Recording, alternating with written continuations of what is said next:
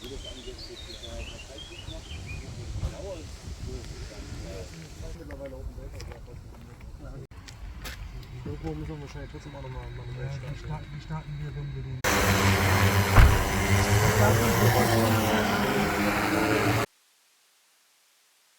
Yeah, hey, so I'll just quickly walk you through the process of creating a digital terrain model using some Hovermap data. So here's some data that's been captured. Now, just like photogrammetry, the most reliable points are kind of within the footprint of this trajectory. So these points further out here are certainly less reliable than the ones directly below the flight path. So that's kind of the area that we're looking into under this trajectory.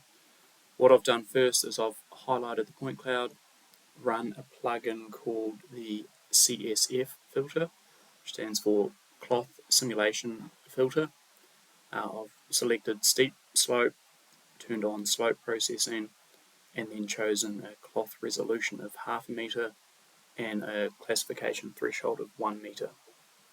I've processed that, which basically splits the point cloud into ground returns and non-ground returns. So at the moment I've got both of them turned on, but we can turn off these off-ground points. So it gets rid of a lot of the higher points, sort of tops of trees, or anything above 1 meter from what is initially thought to be the ground. So yeah, it kind of gets rid of a lot of those much higher points that we definitely don't want to have in the final DTM. So from there, I have run a raster tool on just the ground points. I've used a grid of 1 meter. You want the direction to be in the Z axis or the vertical, and I've selected to keep the minimum point. I've also chosen to resample the point cloud, so instead of putting the lowest point in the middle of each grid, it puts where the actual lowest point was. So I've run that by hitting update grid and then exported the cloud and mesh by clicking these two buttons once they're done. And that gives an output that looks like this. So these are basically the lowest points within this capture. Now you can see some areas are not so good. If I have a look at this, the original data had a lot of trees in that area, so we just didn't get any points that kind of got through that dense canopy in that location.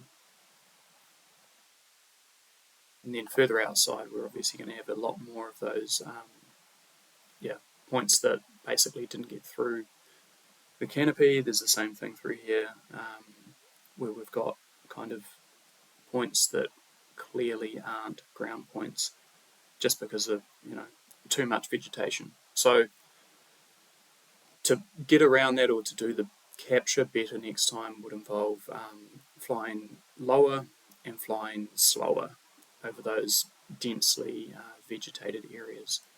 It's worked really well out here on these kind of more open plains, but through these more densely vegetated areas, it's just struggled to get points on the ground. Yeah, hope this is helpful. Thank you.